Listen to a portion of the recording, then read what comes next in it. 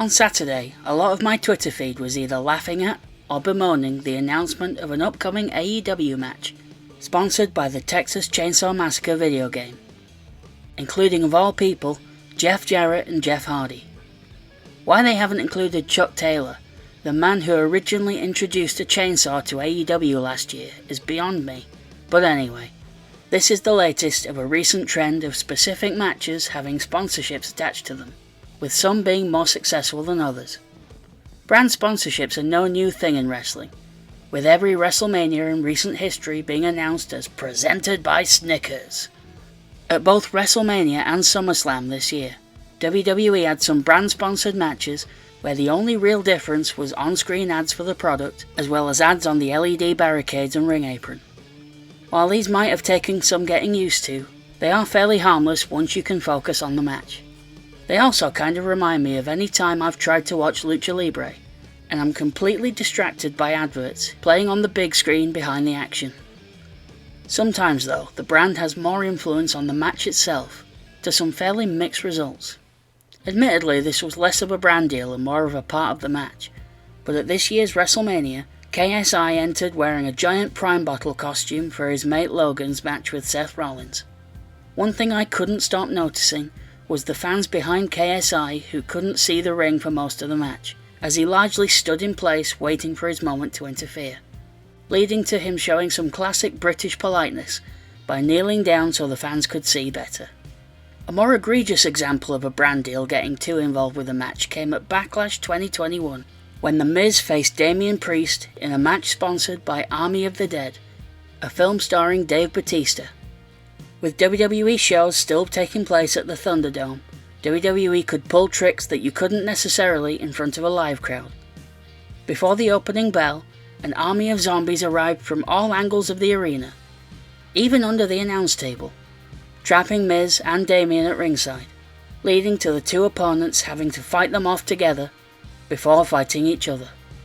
The match played out sort of like a reverse lumberjack match, where ordinarily the aim would be to throw the wrestlers back into the ring, while these zombies would try and drag them out. Once Damian won the match, this apparently removed the invisible wall, allowing the zombies to actually enter the ring, where they would devour a prone Miz. Suffice to say, Miz wasn't out of action for long, therefore not selling his zombie attack injuries. There have, to be fair, been some occasions where brands being involved in a match have worked out way better than anyone expected. One that sticks out in my mind being Sami Zayn vs Johnny Knoxville at WrestleMania 38 Night 2.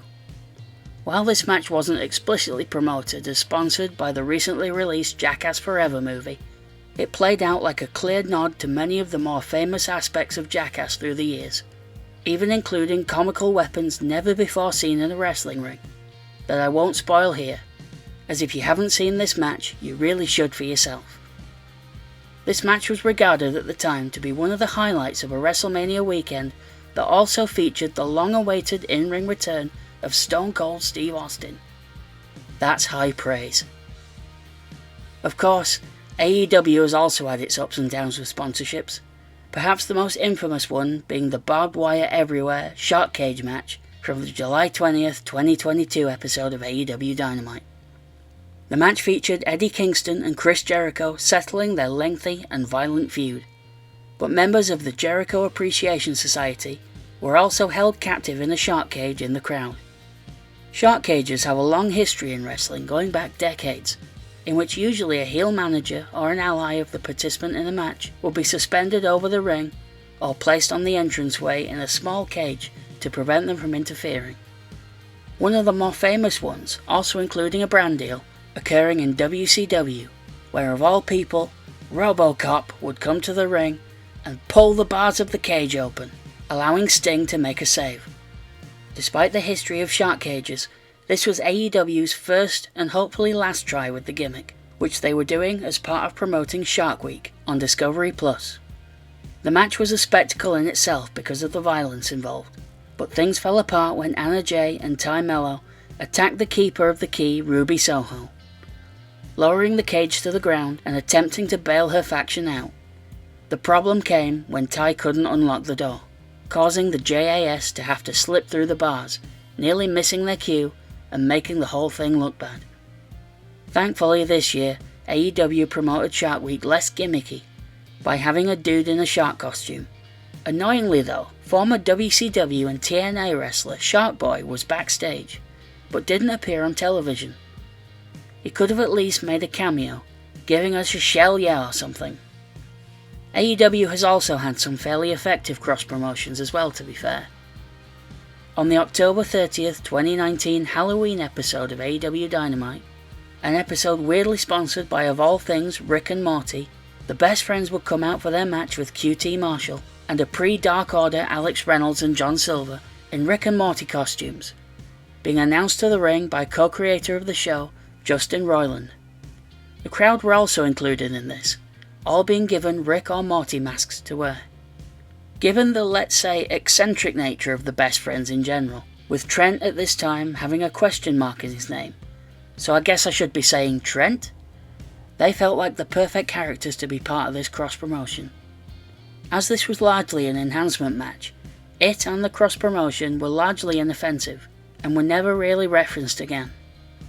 In a similar but less comical way, the August 17th, 2022 edition of the programme would be tied in with HBO Max's House of the Dragon. The main event on that night was tied in with the American Dragon Bryan Danielson taking on the up-and-coming Daniel Garcia, in a match that Garcia would eventually win, and he continues to use the Dragon Slayer moniker to this day. This is by far the least gimmicky of all the examples I've detailed, but it goes to show that a brand can have a loose affiliation, and doesn't have to be too involved. Which brings me to the extreme opposite of this, the Mountain Dew Pitch Black match, which took place at this year's Royal Rumble event. I think the reason this match is so reviled by so many, but admittedly not all fans, is that it represents a bit of a letdown for what fans wanted from Bray Wyatt's comeback, which is very much a whole separate discussion. This was to be Bray's first televised match since rejoining the company, which in itself carries a lot of expectation, but despite the best efforts of he and his opponent LA Knight, many weren't impressed by the result. Going into the show, WWE didn't inform us what a Mountain Dew Pitch Black match actually was, leaving us all to speculate. What it became was a hardcore match with some sort of UV light effect, with Wyatt wearing luminous body paint to stand out, and Knight wearing neon glowing ring gear. I saw the match live as it happened, but I honestly couldn't tell you if it was good or not, because my only memory was being distracted by the lighting.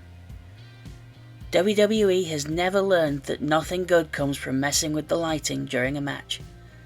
From Sin Cara's mood lighting, to the early Fiend matches being almost unwatchable. It didn't help that the post-match angle included a botch for the ages, as Knight, who was laid on essentially a large box in the crowd, was supposed to be driven through it by an airbound Uncle Howdy, only for fan footage to show that Howdy completely missed Knight, who had to awkwardly roll into the hole. The only slither of a silver lining from all of this seemed to be that LA Knight was applauded for his role in the storyline, which may have played a part in building the wave of popularity he seems to be riding right now.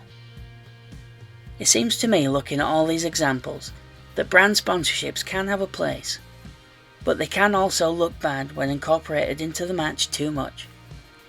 If a product or brand is idly present while a match is taking place, it seems like a win for the promotion and for the brand, and no loss for a viewer. As a gamer myself, I had no idea that a Texas Chainsaw Massacre game was even in development, so for someone like me, it's fair to say that the talk around this cross-promotion has in some way been successful, because now I am. I see the Jarrett vs Hardy match ending up just being some typical hardcore match, with faction members brawling everywhere, and Hardy at some point trying to do something crazy. Hopefully not jumping off a tall thing, as I'd rather not see him do that anymore. Although, Jarrett did in his promo tease that Leatherface might show up, so I guess we should still be a little worried that we might have another RoboCop in WCW on our hands. Given how they're clearly lucrative and not much financial risk, I don't see brand deal tie-ins going away. I also don't see it as a bad thing, as long as promotions don't take it too far. Have I missed an example that I should have considered? What do you think of these brand sponsored matches? Let me know in the comment section. Thank you for watching yet another wrestling channel. If you enjoyed this, please comment, like or subscribe.